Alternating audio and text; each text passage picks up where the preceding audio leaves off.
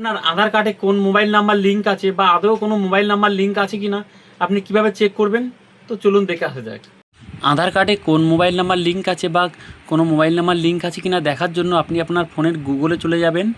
গুগলে চলে গিয়ে এই কথাটি লিখবেন, মাই আধার লিখে সার্চ করার পরে দেখুন প্রথম যে লিঙ্কটি আসবে ওখানে ক্লিক করবেন। ওখানে ক্লিক করার পরে দেখুন আপনার সামনে এই রকম ইন্টারফেস আসবে।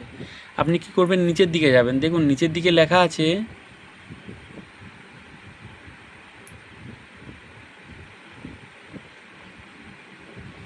চেক আধার ভ্যালিডিটি, এখানে ক্লিক করবেন। এখানে ক্লিক করার পরে আপনি আপনার আধার নাম্বারটি তুলে নেবেন। আমি একটি আধার নাম্বার তুলে দেখাচ্ছি।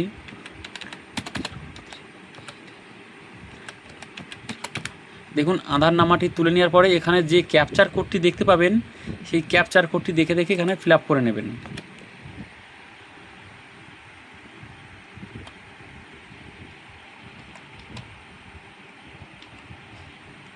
দেখুন ক্যাপচার কোডটি দেখে দেখে ফিল আপ করে নেওয়ার পরে দেখুন এখানে প্রসিডে ক্লিক করবেন।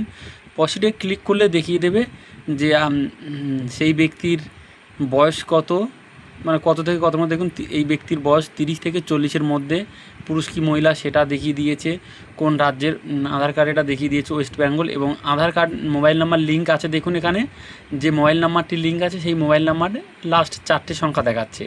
আর এখানে যদি মোবাইল নাম্বার লিঙ্ক না থাকতো তাহলে নো ম্যাপিং বা নো মোবাইল নাম্বার লিঙ্ক এখানে এই কথাটি লেখা আসতো। তো এইভাবে খুব সহজেই আপনি দেখে নিতে পারবেন যে আপনার আধার কার্ডে কোনো মোবাইল নাম্বার লিঙ্ক আছে কি না বা কোন মোবাইল নাম্বার লিঙ্ক আছে। তো ভিডিওটি শেয়ার করে দেবেন, এখনও যারা জানে না তারাও আপনার শেয়ারটি দেখে শিখতে পারবে। এবং এই ধরনের আপডেট পেতে হলে আমার পেজটিকে অবশ্যই ফলো করে পাশে থাকবেন।